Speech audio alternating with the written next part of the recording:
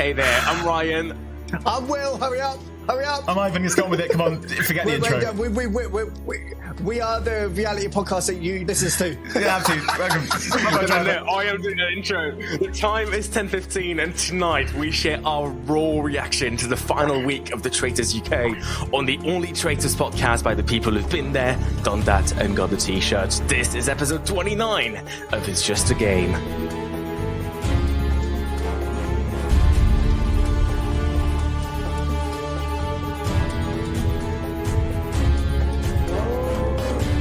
Hello and welcome to episode 29 of It's Just a Game, the podcast where we watch reality TV so you don't have to. Every week we look at the best moves, the most iconic moments, and the most discussed drama of your favourite reality TV shows. This week we're back to discuss the final week, and what a final on the Traitors UK. My name is Ryan, and I think having a fire pit inside the round table room is a health and safety risk. We're so smoky. Wait.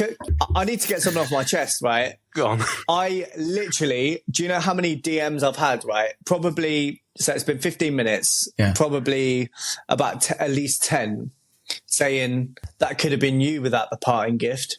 Like basically the same message. That could have been you. Yeah. That could have been you without that line. And I'm like, would you have wanted that though? No, this is what I was about to say. So Harry walking out, for me, it was, I think Harry deserved to win. I think he did. He played the game brilliantly. He his best strategy was the shield, actually, when I was complaining about the shields at the beginning of the series. But, he deserved to win. At times through the final, I was rooting for Mollie, but yeah, it was quite anticlimactic, him walking out the castle by himself with Claudia. It was a weird, cold moment. It was weird and cold, and I think it really sent a message. That's what I was saying. There's a very strong symbolic with that shot, the final shot of just him walking out of the castle.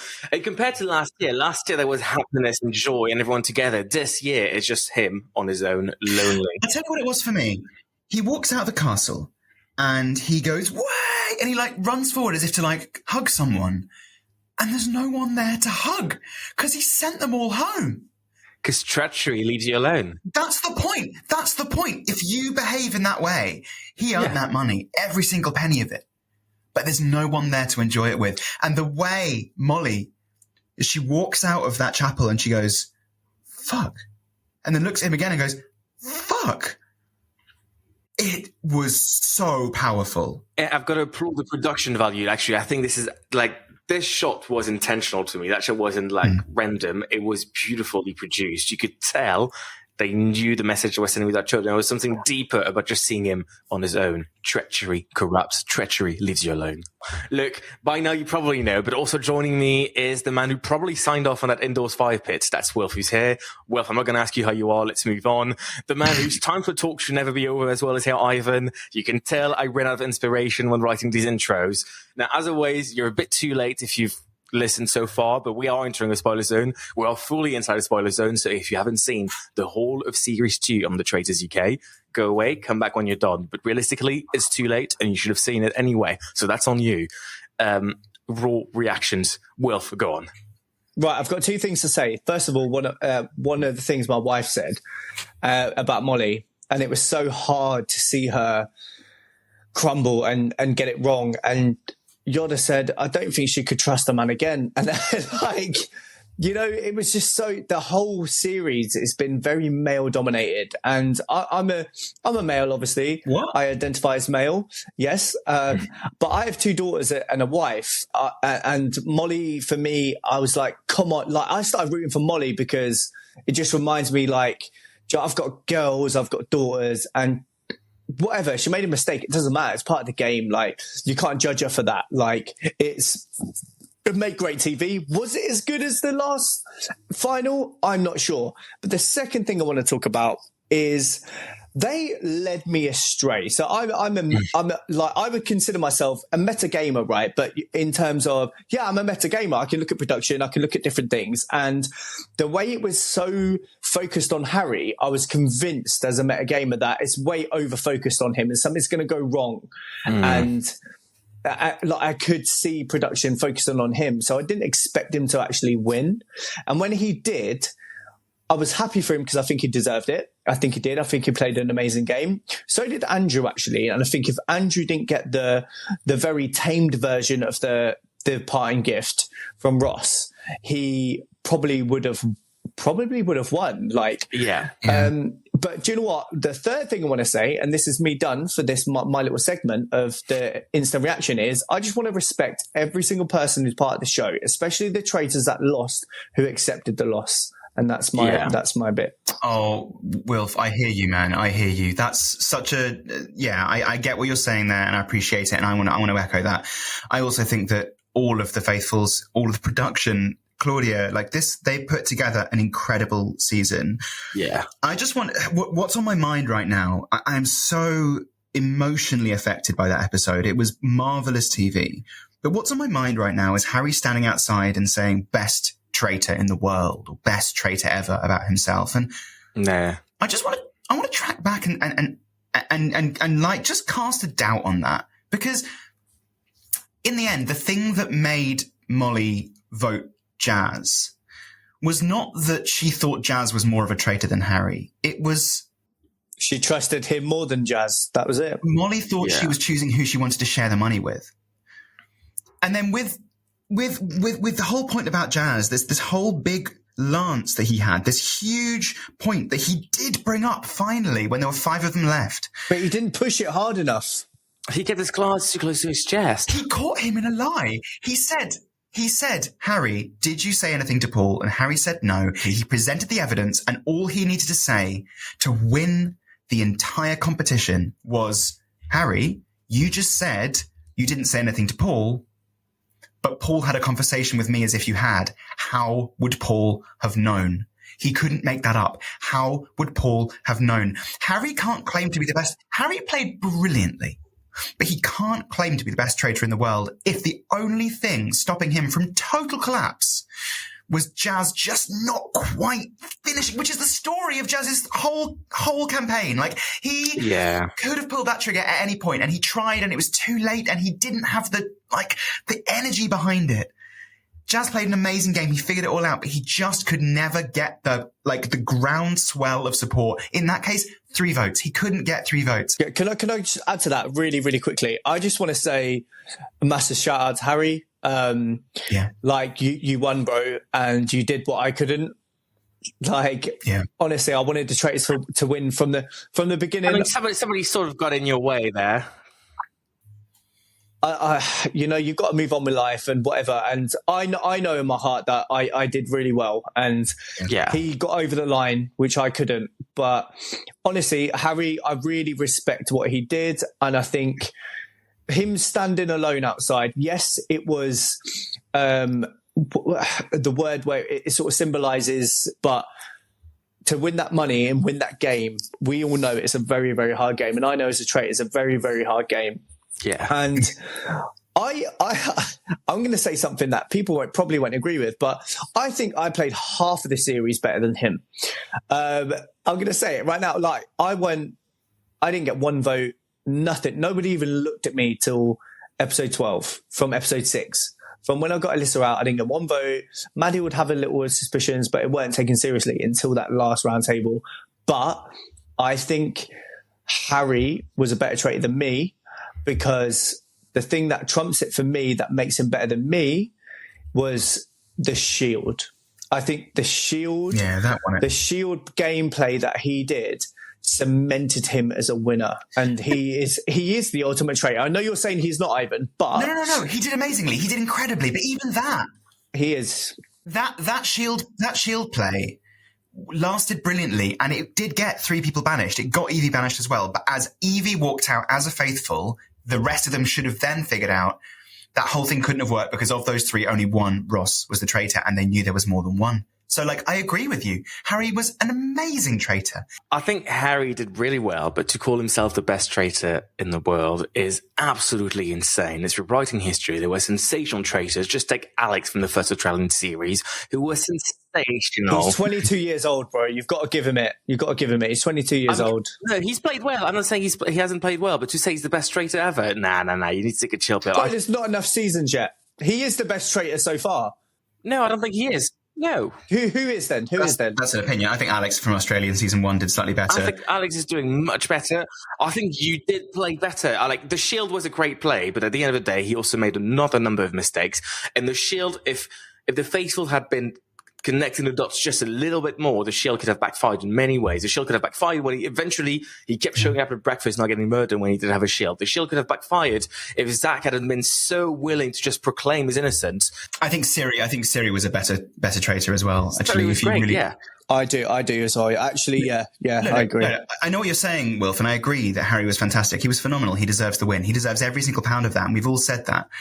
But there was so much else that contributed to his win that wasn't just him. And I think that's what we need to really think about as this series finishes, is that it was an incredible series. There was big plays, there was misplays, and no doubt that Shield was responsible for 3 banishments. But at the end of that 3rd banishment, as Evie stood there and said she was a Faithful, and didn't she do it well? That was the point when somebody should have gone, now it all makes sense. It's Harry.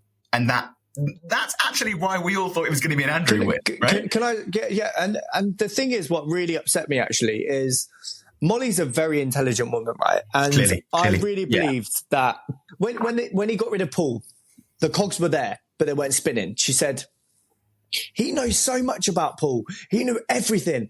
He knew about every bit of, and he named everything. So for me, in my mind, it was like, okay, it's there in her brain. And once somebody says something that will make the cogs start moving, she'll understand that actually he knew way too much. So for me, I thought that she'd understand that at the end. But do you know what happens?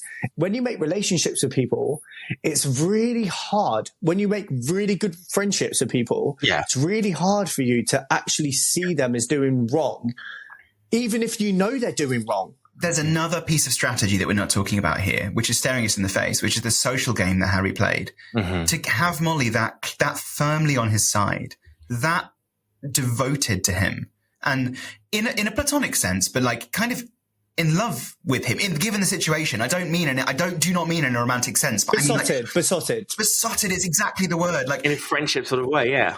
And he with her. That's the thing. Even when it happened at the end, you could tell he was broken by it, but like, not for long. But that social game, that ability to, as much as the Shield play was brilliant, to just get someone on his side, keep her in the game, convince everyone else that she was, obviously she was never really considered as a traitor by anyone, and make sure the final 2 was him and her.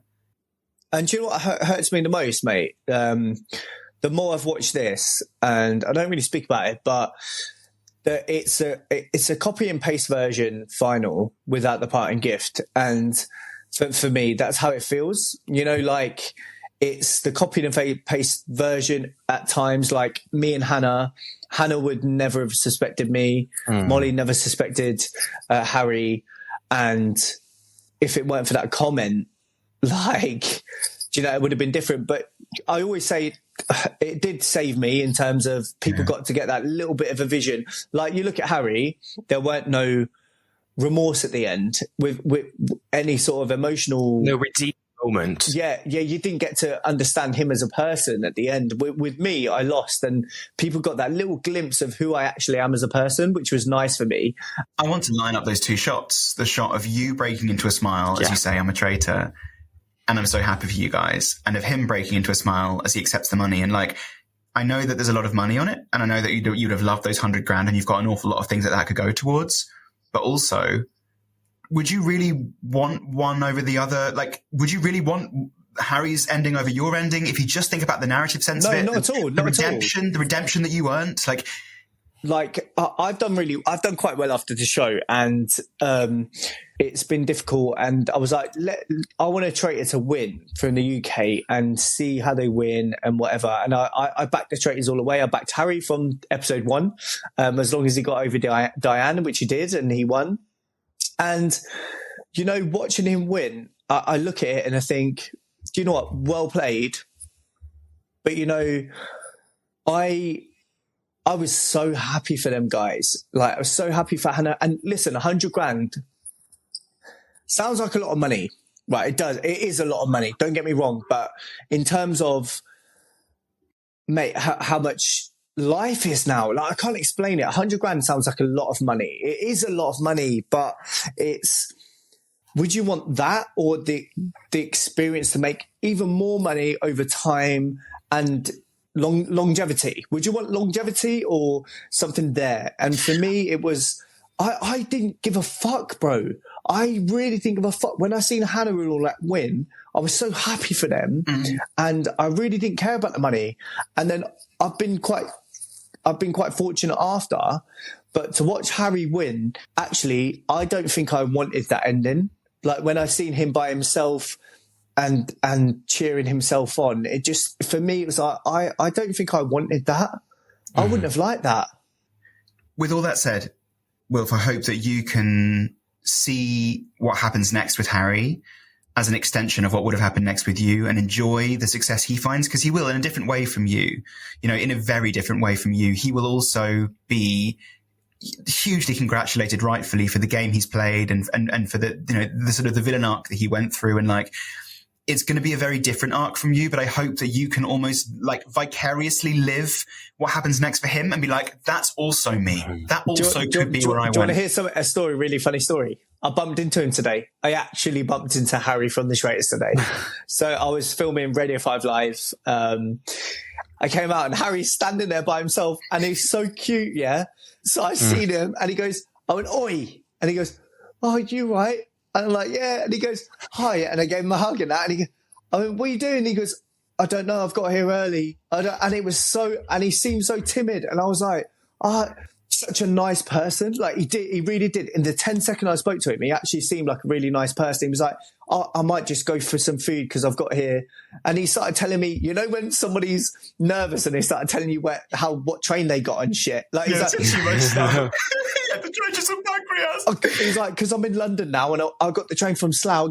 I live in Slough. And he was telling me, and I was like, I love him. I felt him so cute. And I was like, that he seemed like a really nice person.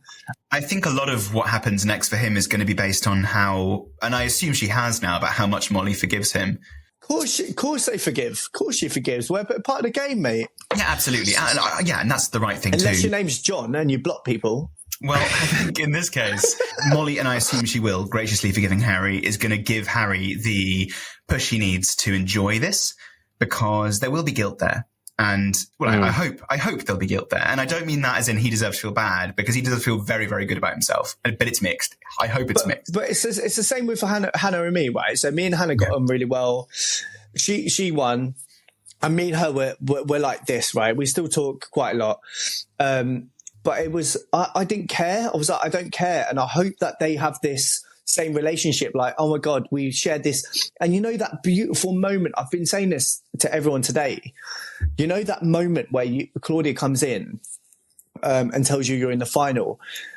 I got really emotional last night, really emotional. Like I was crying, and I was just like, thinking of all the feelings that you feel, the pride that you feel, so proud of yourself, and you don't care if you win or anything at that time. It's just like, oh my God, I'm here with these beautiful people. And I hope that they had that bond where it doesn't matter who wins. Because like for me, I don't give a fuck who wins the money. Like for me, I've had the best experience of my life, apart from marrying my wife and having kids. But marrying your wife is the best experience of my life as well, actually.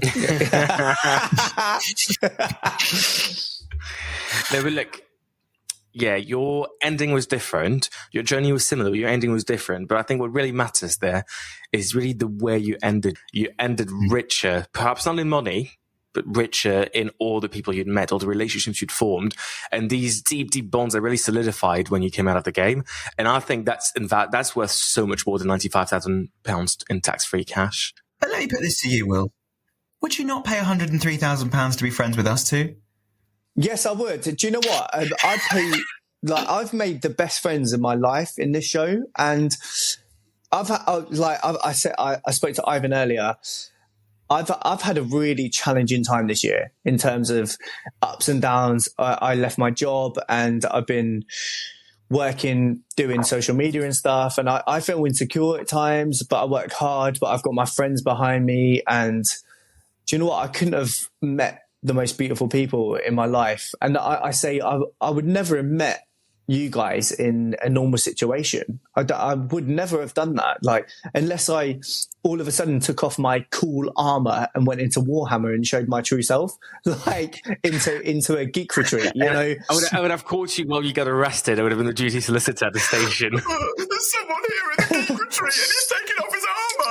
Yeah, but that's what I mean. Like, you make some friends that you probably would never meet in the normal world, as you would call it, in your social circles. But you know, and I've grown quite a lot. Hey, Will, we love you, man. We love you. This was like therapy. You all right? You okay? I'm all right.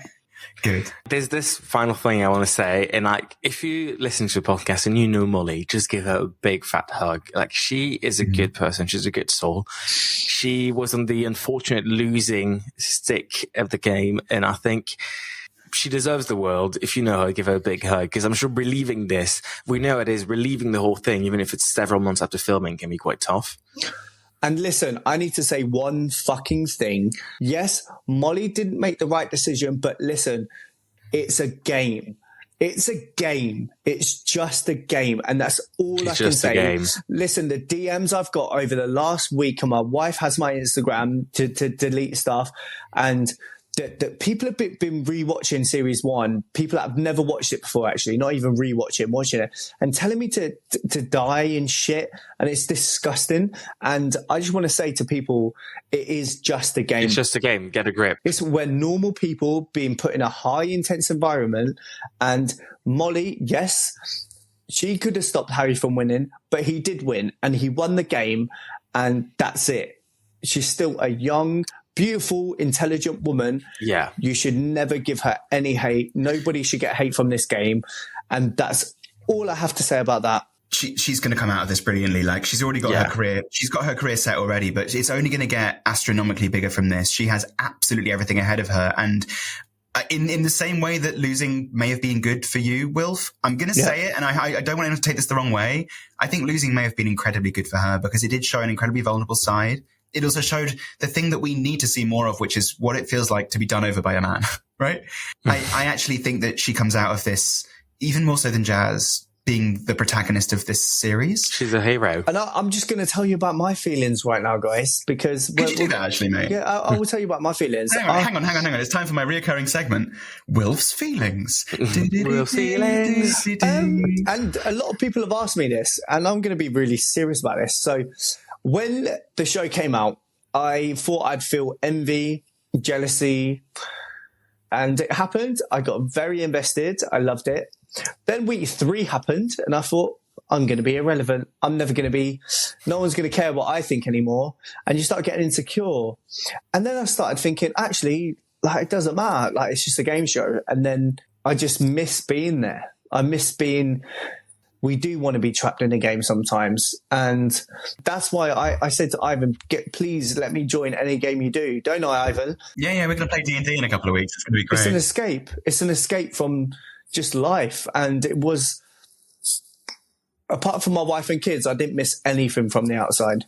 And the last 4 weeks for me have been an escape as well. I mean, I think the only thing about that is you say I'm happy all the time, and, you know, no one is, right? But as much as anything for me, you're right. Games are an escape. They're a way to just create a world and then dwell in that world, and then the world ends. Guys, I'm sorry to say it, but it is time for my recurring segment. Who you got? Who's your guy? Who you got? Who's your guy? Because only one guy has been got. And Ryan, it's not you. Ivan, it's not you. But Wilf, it's you. Congratulations, Harry won the show, and therefore you are the champion of Who You Got, Who's Your Guy for the Traitors Series 2. How do you feel? I picked Harry from the beginning, and I believed he was going to win. And to be honest, I didn't want him to win at times, but he did win. And he's a traitor, so he did what I couldn't. And now I've just won 4 packets of pistachio nuts from Ivan, so thank you. 4 whole packets of pistachio nuts in shell. But congrats. Enjoy your sad little life, because... But Jade. Bet you feel pretty happy about yourself, Jade. What a sad little life. Sorry, Ryan don't know what we're talking about. Yeah, he does. Ryan was in that show. Yeah, I was Jane, actually. It was my side of the life. So you've had overall reactions now to the final of the Traitors UK. Let's bring some structure back into it. Let's take a step back. Obviously, this podcast is about the whole week on the Traitors UK, but it has been a really, really interesting week now on the show. Ivan usually is here to summarize what's happened so far in the week. So, Ivan, do you want to give us a quick reminder? Ivan, tell us what's been going on. It feels almost irrelevant, but let's go through from episode 10, beginning of the week. Right, episode 10. Jasmine clearly hasn't forgiven Zach for the round table. Everyone's still suspicious about Ross, and the other two traitors share a cheeky wink. But that exonerates Mollie, Zach, and Jack. And Andrew claims he knows too, so Evie, Ross, and Jasmine are in the firing line because none of them saw Harry's shield. Remember that? The mission is the lyrics of Suspicious Minds by Elvis. There are some cute little puzzles. Zach takes his money bag into his trap, even though Jazz was right there. Andrew tells Ross that Harry's being elusive. Ross feeds back to Harry, who shushes him and then houses 100,000 biscuits. At the round table, Ross, Zach, and Jasmine just literally explode. Evie drops a bomb, more explosions on Ross. Just saying Zach's theory makes sense. Harry brings up the elusive thing. Ross pushes elusive back to Andrew. Andrew denies elusive back to Ross. And suddenly the three traitors are hitting elusive at each other, and it's super elusive. Ross is banished and reveals he's elusive. That's 3 traitors in 4 episodes. Ross also reveals about Diane, and then he's a traitor.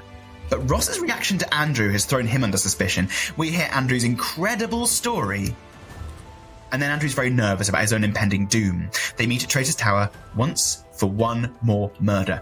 Episode 11. Zach is the last player to be murdered, and now Jasmine is in the firing line for the same shield-based reasons Ross was. My God, Harry, is this going to be 2 banishments for that one brilliant strategy? Spoiler, yes, it's going to be 3. Much like the royal family, nobody trusts Andrew. I love that line. Jasmine suspects Evie for the same reason everyone else suspects Evie. The rest, it seems, are already in the final. The task is a hooded druid circle puzzle dragon death ritual into an Arthurian sword pull. It's utter camp brilliance. Harry's sword is tiny, but he's still offered 7 grand and refuses point blank. Back at the castle, the noose tightens around Jasmine. Andrew brings up Harry's name with Jazz and Evie. Jazz obviously already thinks this. Harry's not home safe yet, is he? Yes, he is. I now know that he is, but I wrote this after episode 11. At the round table, Jasmine tries to reason her way out of it and go for Evie. Evie's going for Jasmine. It's mutually assured destruction, and all because of Harry's shield bluff in episode 9. Bloody hell, that was good. Jasmine is banished. An incredibly sad moment. 5 players remain, and there's 2 traitors left. They will have some dinner. Claudia does a cheers, and then Harry reveals in a confessional he wants to take all the money. Episode 12. Breakfast happens with a retrospective of the season, and Claudia appears, says a bunch of stuff. It's all very end of term. Her tweed blazer has the word traitor on the back and a question mark. The mission is an entire season of Fort Boyard. Jazz shares with Mollie that he's going to bring up his Harry theory and for her to watch him carefully, if only she did. Andrew thinks he's in a weaker position than Harry, true, and Harry wants Andrew there at the end just to wee on him. Figuratively, Jazz finally asks about the Paul secret at the round table and lets Harry lie and say he never fed back, but then he just lets it go! And Evie is banished, of course she's a faithful, and it's back to the drawing board. Harry sides with Mollie, Andrew sides with Jazz, but Jazz doesn't trust Andrew. Fire pit time, but it's raining, so unlike Year 6 PE where I was told to go outside, they can do it inside, not fair, Smokey. They all vote to banish. Andrew calls out Harry, but everyone goes for Andrew. Andrew's gone. Harry is rattled. 3 left. Maury and Hallie vote to end the game, but Jazz chooses to go on and calls out Harry, so it's all down to how Mollie votes. She writes an H on her chalkboard. Go on, Mollie, that's the first letter of Harry. I know that spelling, but she changes her vote multiple times. The whole chalkboard is covered in white, and eventually she banishes Jazz. And Mollie says she's a faithful, and Harry says he's a traitor, and Mollie's heart visibly breaks like Ralph Wiggum in that show. And the show ends with Harry strutting outside to take his crown, his lonely crown, as the champion of season 2. And then Harry strips off and walks into the castle, and the song Murder on the Dance Floor comes on. So that's your synopsis. Now, let's take a step back then and have a look at the last 3 episodes. Obviously, let's go back to episode 10. Episode 10, interesting start. We sort of see the culmination of that Zach versus Jasmine fight. Obviously, Harry's plan was incredibly smart with the shield, and you see the results it yields. You see it particularly works on Zach because Zach is so keen to express how faithful he is by saying, oh, well, I knew he had a shield, so I can't be the traitor because I wouldn't have tried to murder Harry. He's so keen to shout his innocence that he immediately goes for Jasmine. I think Zach was one of the most intelligent people there, but the most clumsy, if that makes sense. He'd say things that he didn't mean to say. He'd accidentally lose cash in a fucking net by himself. Yeah, that was ridiculous. You know, he's just a clumsy... I think Zach's scattershot approach to things worked because it did put cats amongst multiple pigeons. Now, it did get rid of Jasmine, but also there were many, many times when Zach's input helped. And if you think because this isn't a team game, this is a personal game, Zach's strategy kept him in till episode 11. So it was worth something. As long as you accuse a lot of people, you're gonna make sure that you do not get murdered, which was good. But I want to go to Jasmine that morning, who says in the breakfast room, she says, oh, but it could just mean that Harry's a traitor, couldn't it? And everyone's like, nah, Jasmine, shut up. Yeah. And oh my God. And the worst thing is, but what kind of confirmed that she was wrong? I know she wasn't wrong, but what made everyone think it was because they got rid of Ross. And getting rid of Ross for the wrong reason kind of confirmed that theory was right. And so, again, this is very fortuitous. It was a brilliant bit of strategy, but it was even better bit of strategy because Ross's banishment made it that good. Yeah, I agree. And talking about Ross, how thoroughly disappointing. I like Ross. He seems like a really good person. But we left with a cliffhanger. We left with the idea that we'd finally see revenge. And then we come to this episode 10, and it's just sort of like it goes like a wet fireworks show. It's just sort of nothing. I guess my question for you guys is, considering how solidified Harry's position was, could Ross have done any better at avenging Diane? Yeah, the obvious first thing he could have done, which isn't necessarily avenging Diane, but it is saving himself, is before being banished, be like, hang on, guys. If I was a traitor, why would I have killed my mum? And that's the point at which they go, what? Your mum? And that's how you reveal it. You reveal it at the round table before you've been eliminated and use it as a defense mechanism. That's maybe the only thing I would have said he could have done differently. And the other thing I think of as well would have been not to feed back to Harry as he was sitting there housing biscuits, to be like, oh, Harry, this is what Andrew said. And I think that gave Harry all the information he needed that this was the time to go. Yeah. If he'd realised he wanted revenge on Harry and had figured out that Harry was the one who murdered Diane, and I still don't know if that was actually legitimate. Was he really looking for massive revenge, or was he just have a good sniff for the narrative?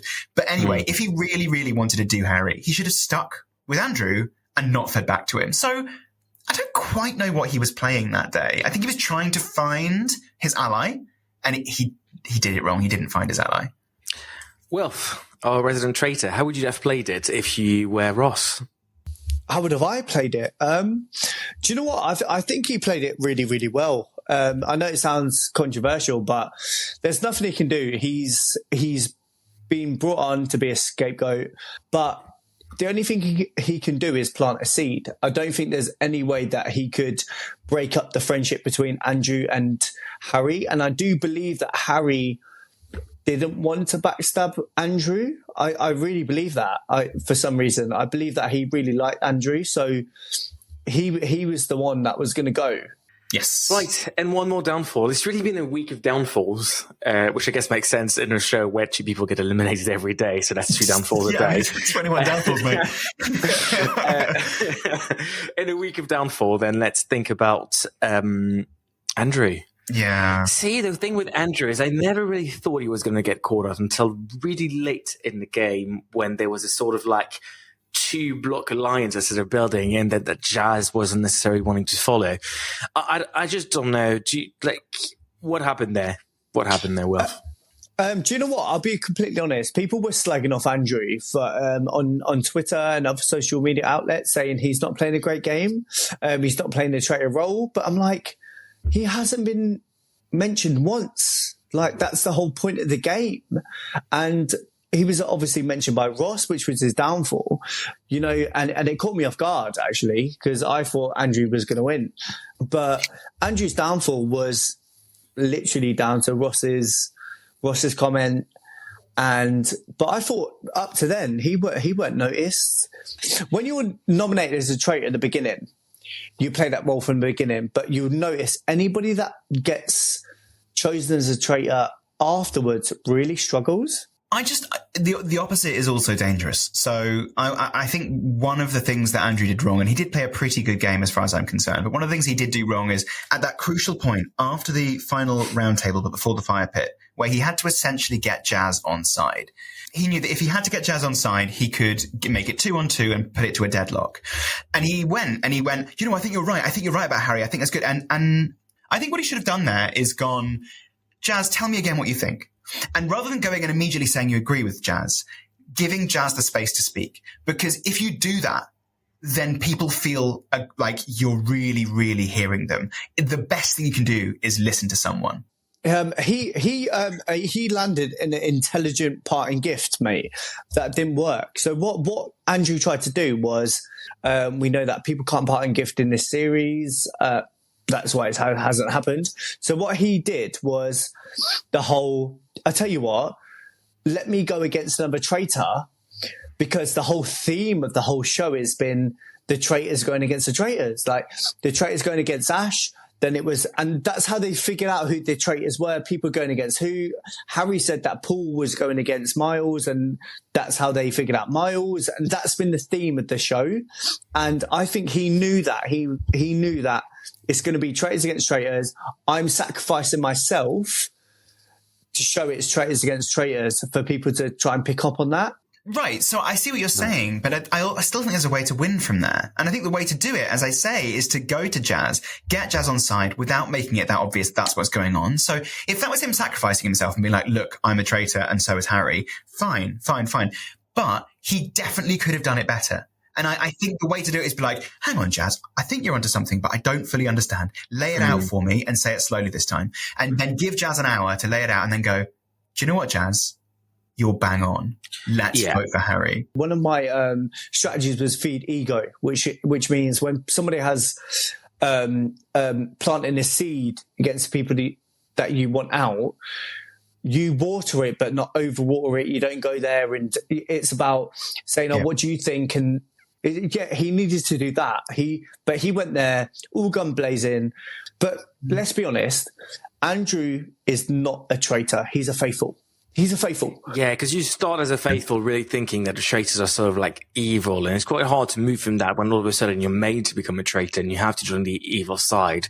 It's quite hard to realize that it's just a game. There's not actually like a whole like good versus evil.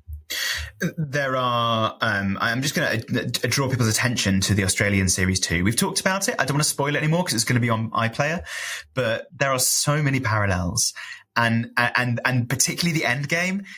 Given the fact that we're talking about recruited traitors and long-standing traitors, it's so fascinating. Oh my God, I can't wait for people to see that ending. It's just mad. We've watched how many traitor series? We've watched loads, right?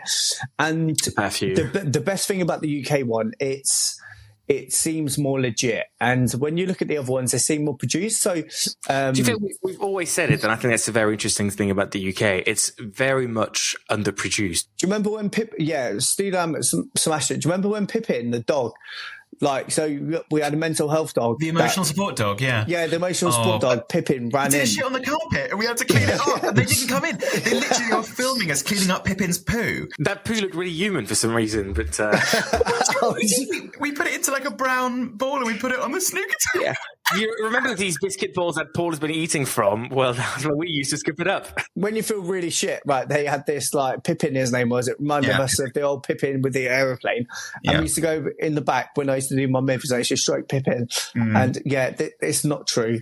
Well, I don't know if we're pretending there was a circus dog on this show, but it should be. I'm so desperate to get that in the papers. All right, we'll follow it and stop saying it's false then. Let's just start saying it's true. Pippin the emotional support dog. I'm up for it, mate. I'm doing it.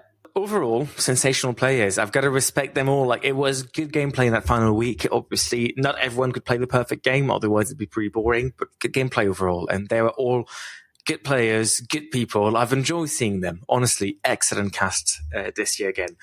Now let's have a chat about the other big star of the show and the challenges. Again, Fascinating stuff. I really enjoy them. The first one with the booby traps in the woods.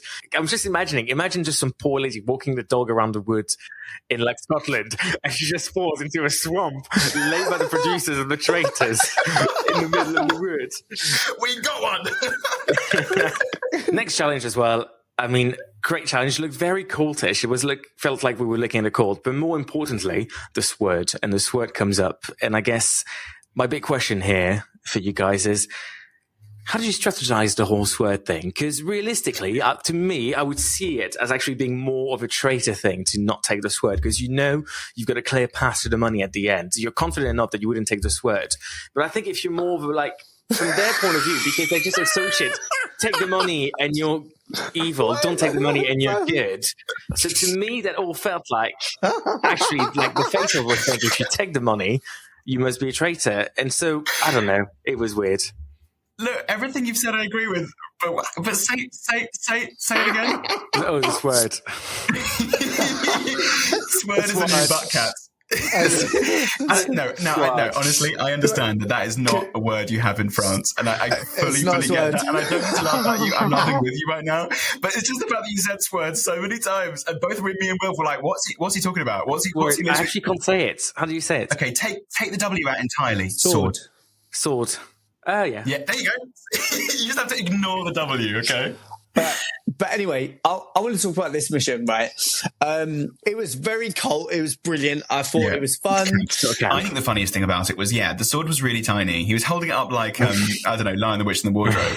And like, he had to hold it up for ages. So the whole time that Claudia was asking him about the £7,000, he was just holding this little tiny dagger in the air. And it was like, oh, it looks like he's going for a little LARP in the countryside. It was a sort of special rogue with a double dagger attack. It was so cute. It was so cute. I don't think anybody would have took the money. Yeah, it's an interesting game. I like that they add that. But do you know what I love the most? You could continue to play in this one. You just take money from the cash pot and continue to play. If I was the faithful, I would take that money and continue to play. But I think the other faithfuls would misunderstand it as a sign that you're a traitor, because they're thinking quite one-dimensionally, and they might think, take the money, oh, you're evil. Evil equals traitor. You must be a traitor, even though that doesn't make sense. This drives me mad because, you're absolutely right. As a faithful, you take it because you're like, I'm less likely to win. I'd like the £7,000 and I'd like to continue to play the game. But you know what? If it was down to you and someone else and someone had to make a vote at the end, they'd say, well, he's already got £7,000. I'll vote for this person instead. So I think even if it's not about that's traitorous behavior to take money, which clearly it's not, because all they're trying to do is blend in. I think the bigger thing is people finding a reason not to keep you. Think about Mollie in the final 3. She voted out Jazz because she was trying to find a reason for who to keep and who to get rid of. And it wasn't about traitors at that point. Would you have took the money, Ivan? I don't know. It'd have to be contextual. But I also, as I'm saying, I don't think it's the sort of twist that I find highly, highly interesting and compelling in the show's context. It doesn't feel that relevant to me. But as you as a faithful, right? So say you was, for instance, Evie, where you're under scrutiny. You know, you might be going at that round table. Would you have took the $7,000 if you pulled that sword? The only reason I'd take it is if I would think it would actually help my survival chances. So probably no. I probably would just like try and second guess everyone else and think they're just going to look at me weirdly if I take it. I'm just going to do the simple thing and say no. If you're Evie, if anything, you're not taking it so you can convince the others that you're faithful. The best thing you could do is go, look, I'm going to take this because I know you're going to banish me. But Evie didn't get banished next. Jasmine got banished next. And I think basically I reckon it's worth £7,000 to make the final, honestly.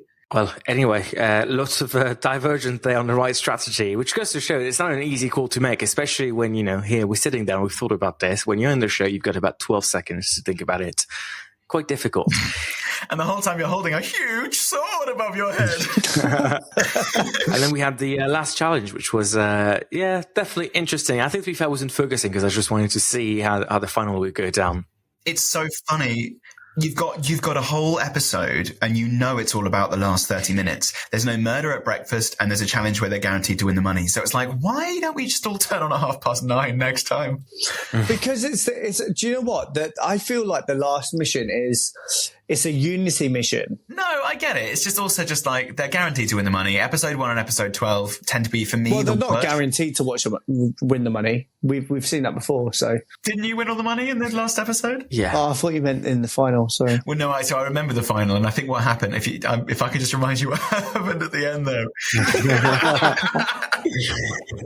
Anyway, on that note, should we wrap up with my last final question for me? In that case, just give me a quick grade. If you had to grade the series of The Traitors, how would you rate it? And I'll go first. I'll say, you know what, I was a bit scared for the first week. I was like, oh, this feels quite similar to what we've done. But they have really switched it up. And I think they met the promise, which was, if you think you know the game, no, you don't. And I think we got that. So I'm going to give it a solid 9 out of 10. Ivan. Yeah, I like 9. I think there were some really amazing things about it. Strategically, it was very interesting, very complex. The missions took a step up, could take another step up. I'd like to see a few more faithful abilities, faithful twists, but I loved it. I really loved it. 9 out of 10. Wilf. I would say 10 out of 10. The reason being is I rate ours, when I speak to people, I rate it as 9 out of 10. And I think I don't believe in the 0.5s and stuff. So You don't believe in numbers. no, I don't believe in decimal points, mate. They're not real. They're not real. No, He's an anti-decimaler. It's a huge conspiracy. I'm an anti-decimal. That's it. I'm getting cancelled now. Stand up for the integers. But I think it was 10 out of 10, mate. Like, I think the journey they took us on, and I don't know if it's because I'm a viewer this time, but it was probably probably. It was the best reality TV show I've actually watched in my life. It really was. It really was. Like, I've watched so many. We do it for a living, guys. Like, well, not for a living, but we do it as our podcast. So you don't have to. But yeah, so you don't have to. But it was by far better than everything. I'd rate ours as a 9. Our series was a 9, and I do genuinely think this is better. Certain episodes weren't, but as a whole, I think it was. Well, clearly some very strong stuff from us here. Series 3 will be here soon enough. We'll be here to comment on this. The Traitors Australia is also out now on BBC iPlayer and BBC 3. We have recorded episodes on these. We've posted about it, and we will be reposting them so you can catch up on all the drama as you watch the episodes on BBC iPlayer. Cheeky repurpose. Absolutely, why not? Cheeky repurpose. And then we've got US and New Zealand coming as well, right? And the Traitors US and the Traitors New Zealand are dropping on BBC iPlayer very soon. It will be the Traitors US next after Australia, and then the Traitors New Zealand, and we'll also be here to discuss it all, to chat all about it. Good day, mate. Isn't that Australia? It's the same thing. You can't say this to me. I'm in Australia right now. Somebody's about to... Oh shit, they're coming for me. Get down! Run! Hashtag cancel Wilf. Cancel Wilf. Please do us a favour, cancel Wilf. We'll be back next week with... It's just a game with Rayan, Ivan and Maddie from next week then.